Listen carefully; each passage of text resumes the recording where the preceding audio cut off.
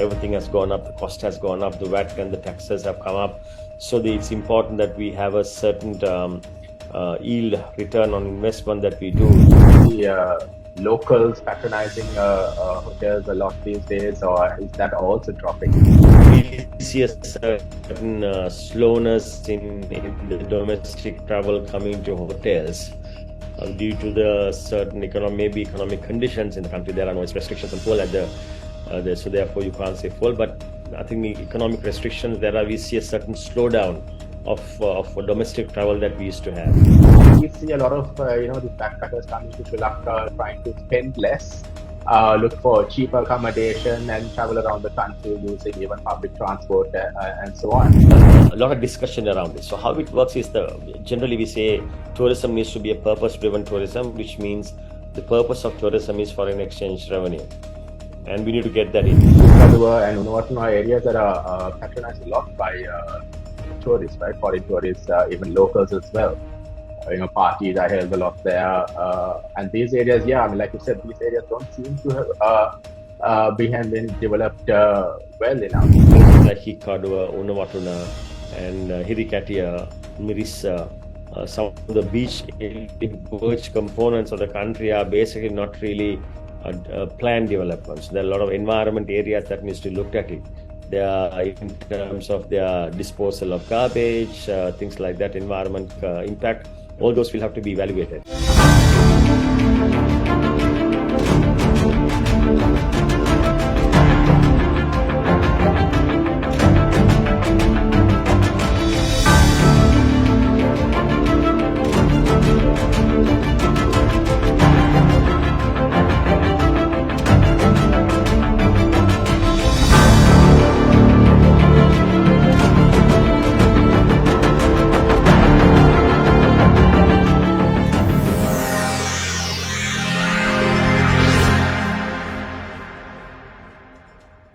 Hello and welcome to another episode of On Fire here on Daily Mirror. I'm Easwaran Rutnam.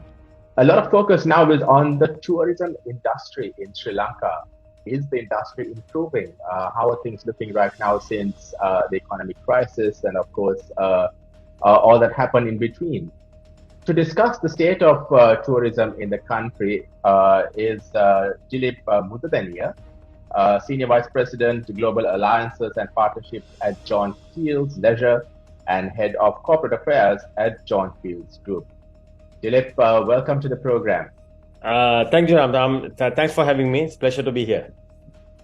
So what is the status? I mean, you're a tourism expert. You're involved a lot in the tourism industry and, of course, the hotel industry as well overall. What is the status of tourism in Sri Lanka right now, in your opinion? Yeah. So I think the tourism industry went through an extremely challenging period, which we have never seen in the past, starting from 2019 back to back, starting with the Easter attack in 2019, and then went to COVID in 2020. And then this is the only year. When the Easter attack struck us, it was actually around 2.2 million arrivals. We've got the best year of tourism, and since then the numbers actually came down for reasons beyond anyone's control. And then 2023 we see a certain revival of that pattern compared to previous years. So most something like 1.2-1.3 million tourists, which is about 800,000 to 900,000 less than the best year of tourism in the country. But it's the signs are encouraging. And we see there's a natural demand, organic demand that's coming in, and people like to travel to Sri Lanka, etc. So that we see a certain revival from various markets that coming into Sri Lanka. So we hope 2024 would be the year that we will actually catch up and then recover what we lost in 2022, even up to that level. Occupancies are concerned and the number of arrivals are concerned. But having said that, the industry is also going through a lot of challenges because our 4 years of closure of certain hotels, lack of arrivals, need a certain capital injection to a lot of properties in order to bring it up to the standards. They need working capital, and there are certain moratoriums in place, but it needs to be relooked at it in order to give a certain push to the industry. so that number of properties will come back into the market in order to cater to these numbers that are coming in. Yeah, we still see some countries maintaining travel advisories on Sri Lanka as a result of the protests that we have been seeing even after June, July last year. Is that having a negative impact on the attempts to recover for tourism industry? Yeah. So basically, travel advisories are a common factor, but what we don't have now is travel warnings. So when the travel warnings are in place, it's difficult for tour operators and people to come into the country. The insurance schemes won't apply, etc.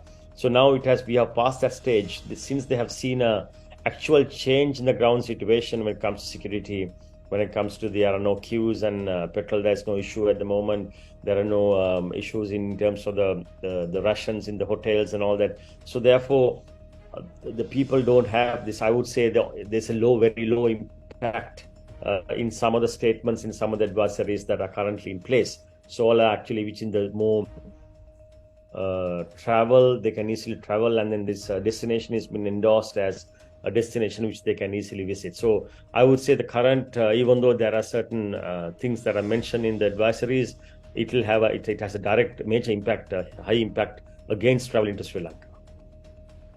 What more do you think that the authorities need to do to assist the industry? We spoke earlier about moratorium, but we still see small-scale hotels, resort operators, and all saying that they are still finding it difficult. They need more assistance from the government. Is that something that you would also echo? Obviously, most governments around the world give a hand to the tourism industry when they go through a certain trouble period. Of course, we need to understand the limitation of the government, also the limited funds which they have. I think for me, the first one is the demand drive. So we need to have a consistent campaign, consistent demand generation for Sri Lanka. When that happens, when the tourist starts coming in, that can be actually in large number. That can be the answer for many questions, because when there's a steady cash flow coming in, the money will be circulating, and they'll have arrivals that we recorded. People actually start putting money, improving their product, because they had a steady cash flow. I think the number one should be there should be a consistent campaign, which is very target markets that we have identified and launched that aggressively. What are these markets that you all have identified? Is it like India, China, or you're looking beyond that as well? So currently, we have to deal with the traditional markets like UK, Germany, France, Russia, then India, China, Australia, and also the Scandinavian markets. And those are the main markets, and Dubai. So those are the key markets that look like this. So you have combination of the European, which is a winter market from December to April. And then you also have the off-season market that has to come in so that it can fill the entire destination in almost all areas of the country. Are you expecting large volumes of arrivals come the winter season? The expectation is such that the arrivals, basically currently we are touching around 100,000 per month approximately. And some months have gone to 125,000. So this 125,000, if they can go up to 200,000, then that's where the maximum capacity that we have seen in the past. So expectation is that this number 125 will at least get closer or touch the magic number around 200,000, which will allow us to get into the 2.2 million target that we had before. Having said that, it will come also through some challenges, because we don't have the same capacity that we used to have. Most probably that has to be basically open up, and certain infrastructure needs to be improved, etc. So it's a chicken and egg situation. You can't improve infrastructure without the tourists, and without the tourists you can't improve the infrastructure. So it's other way around. So most probably what will happen is, in most destinations, what we have seen is, along with the arrivals, little by little, the infrastructure will get improved, especially by the private sector, and the facilities will also start improving. New things will come to the market. So it's a gradual process, and also we'll have to look at the pricing strategy that we have as well, so that you get a better yield from the tourist that comes in. The yield currently is very low, and that needs to change in order to invest or at least build anything, any hotels, etc. So the current yield will have to improve, so that also we can pay our employees also much better. So that also will have to be taken care of. And sometimes the demand and supply will adjust these things to some extent. So when you say the pricing structure, you're saying that there is inconsistency in the pricing, is it?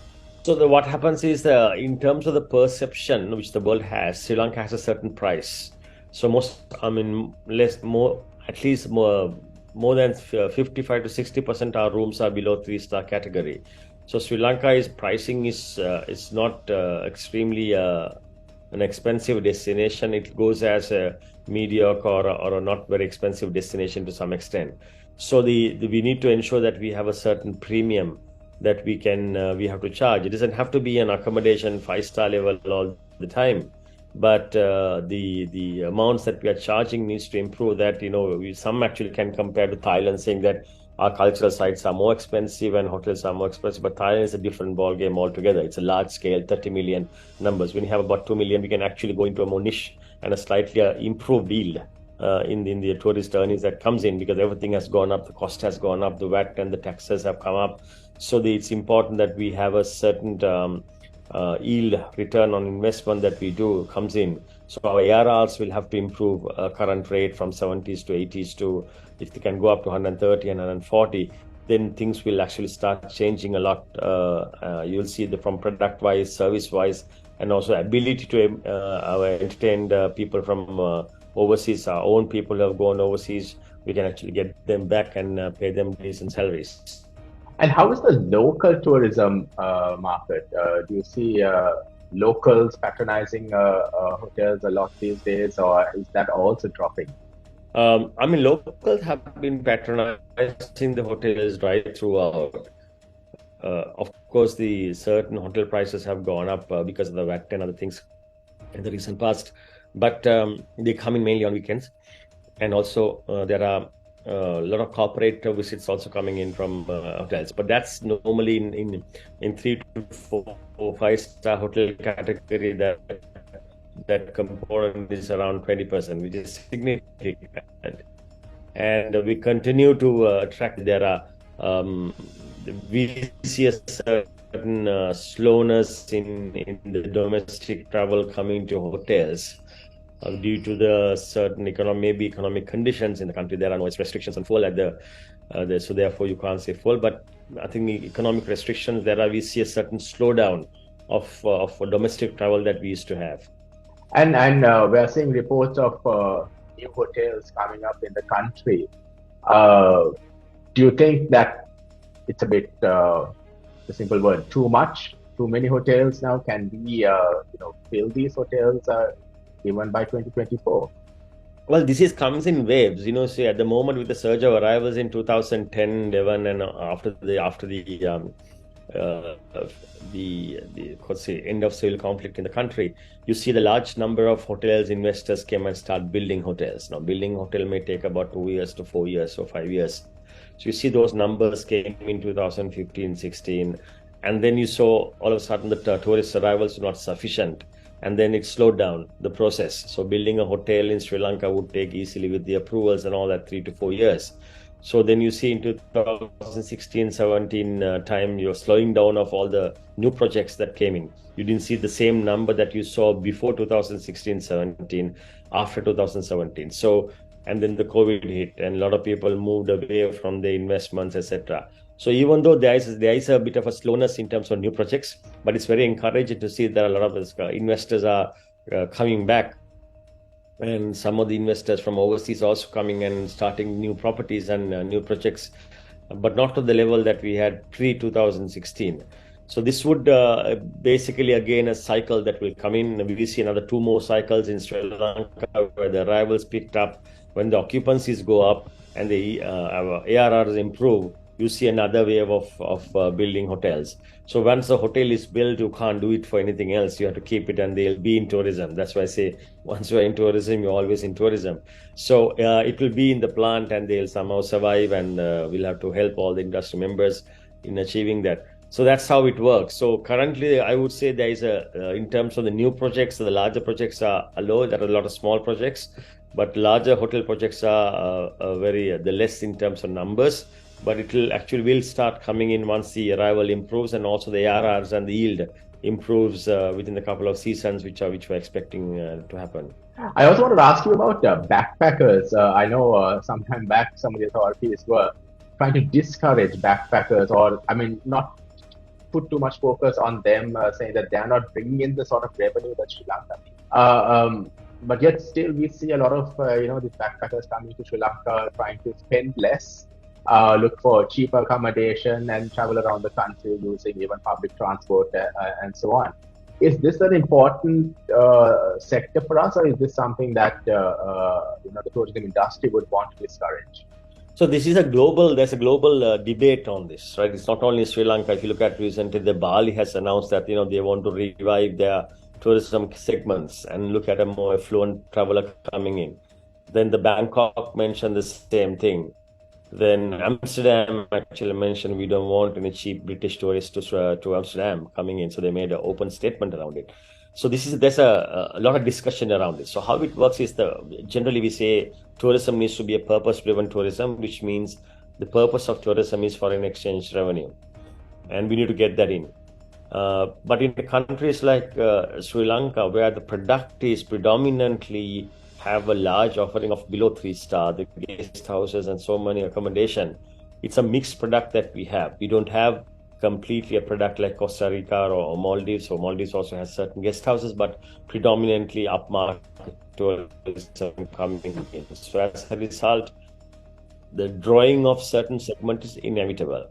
So there are pluses and minuses in this. The plus is basically, first of all, some of these backpackers, which are predominantly young age, etc., they discover the destination and they have a tendency of coming back when they are doing influential jobs, etc., coming in. So they are becoming. There's so many cases like that, and then they actually spread the message, and they also and as a result get a positive image. Second one is some of these people are very good digital content creators.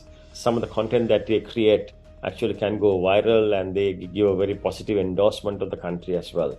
The third positive one, which I see, is also these numbers, because the places they are staying, etc., has a direct impact to the what we call the back linkages of the economy, where these dollars are going directly into the community. So that's the community touches that tourism dollars through these people in coming in, because they goes to the shop on the road, they'll just go and buy something on the road, they'll stay in guest houses where the community is running it, etc. So those are basically things which basically some argue for. The against component is the overall yield that they bring to the tourism, to the industry. Some actually have seen staying in $10 places, and which is basically their stay can be subsidized by the government, because we know the road network, the electricity, water, all that are subsidized by the government to a great extent. So we don't want them to come and basically tourists to be in places where subsidy is given and then get an advantage of that. So that's why the yield needs to be improved overall. So this cannot be an overnight change. It needs to be through a policy. We need to create a little bit more zones that actually can be exclusive, create more experiential element into that. Even if the backpackers come in, can we create a more experiential tourism so that we can get a higher income from them? So those are things that needs to come in, but it won't be an overnight change. It has to be a gradual change. What happened in the country is after Bentota Beach, rest of the places are more haphazard development that has taken place. If you look at Bentota Beach area, the whole Bentota stretch, which is managed by the Sri Lanka Tourism, this is what we call planned development. Right, all the hotels have been properly planned, laid out, and there's common areas. The beach is also taken care of, etc. But if you look at places like Hikkadua, Unawatuna, and Hirikatia, Mirissa, some of the beach components of the country are basically not really planned developments. There are a lot of environment areas that needs to be looked at it. There are, in terms of their disposal of garbage, things like that, environment impact. All those will have to be evaluated. So these are things that we need to look at it in detail when you're planning of a master plan or something similar. Yeah, and Hikkadua and Unawatuna are areas that are patronized a lot by tourists, right? Foreign tourists, even locals as well. parties are held a lot there. And these areas, yeah, I mean, like you said, these areas don't seem to have been developed well enough. Yeah, the thing is, it's basically before the guidelines were introduced and with the tourism boost, the overnight, a lot of people, lot of places became tourism accommodation units. So now it's difficult to go back and change. Informal sector have moved in. So, I mean, most destinations in South Asia and Southeast Asia, the informal sector has a significant component in tourism, maybe Thailand, Malaysia, India. Even to some extent now in Maldives as well, it's coming up. So it's inevitable. That's part of the economy. But we need to manage that in a better way. That's why we say destination positioning campaigns are where the country is. And if you really look at it, our main attractions like Cultural Triangle, Sigiri, only 28% of the arrivals goes there. Kandy is about 29%, and then national parks less than 16%. People go there. So if you look at the real attractions, etc., there are less number of people, which means Sri Lanka is continue to be sea, sun, and sand destination, which are attracting. And then of course, Allah, there's another demand coming in. People go there. So hiking and adventure type of it. So we'll have to basically positioning of the destination will have to be more aggressive, and then ensure that we have proper marketing happening in those countries, so that could be one solution that we can provide. Are city hotels taking a hit as a result of people focusing more on the south, or like you said, the sun, sea, and sand? Is this impacting hotels in the city?